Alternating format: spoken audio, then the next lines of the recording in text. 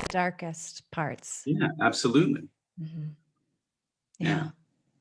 And then you're anchored. You have a ballast that is unshakable. Mm-hmm. Yeah. Totally. It doesn't matter what happens to you after that. That's true freedom. Yeah. Yeah. And it's real and it's right here. You know, it's not something that we manufacture or create. It's intrinsic to ourselves and it's intrinsic to the nature of reality itself. Mm-hmm. So once you open to that, it's sort of like it's inevitable that it keeps expressing itself. Yeah. That's my experience anyway.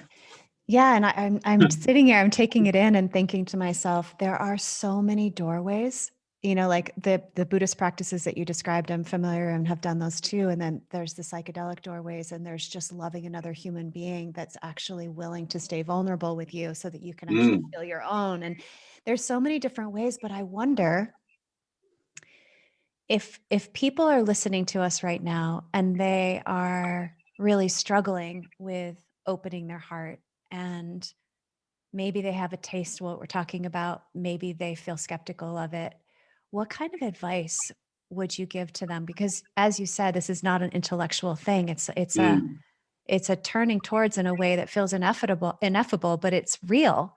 So is there anything that you could point to for someone that was like, I want that?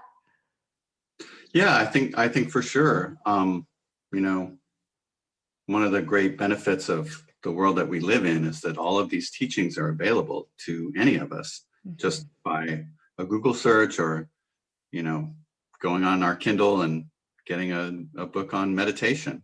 Yeah. And what I would say is if you're feeling that calling, if you're unhappy with the way that your heart feels right now, and you feel the call to open it, and you know that might be something that's worthwhile, then pick a book. It doesn't matter. Pick a good teacher from a reliable lineage, read one of their introductory texts, and then do the practice.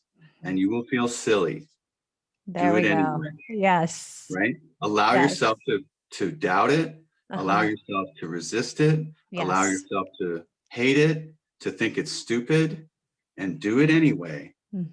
And don't worry about the outcome. Just, you know, view it as paying your dues or whatever.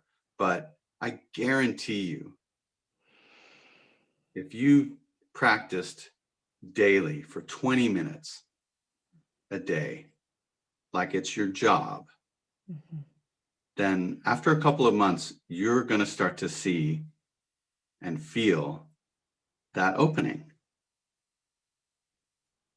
You might be lucky, you might be karmically connected to one of those practices, and really, bam, you get transformed immediately. Or it might be a very, very, very gradual process, but it's real. You don't have to make it happen because it's an aspect of reality itself.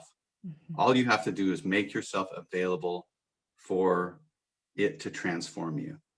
And that intention alone and the work will 100% get the result.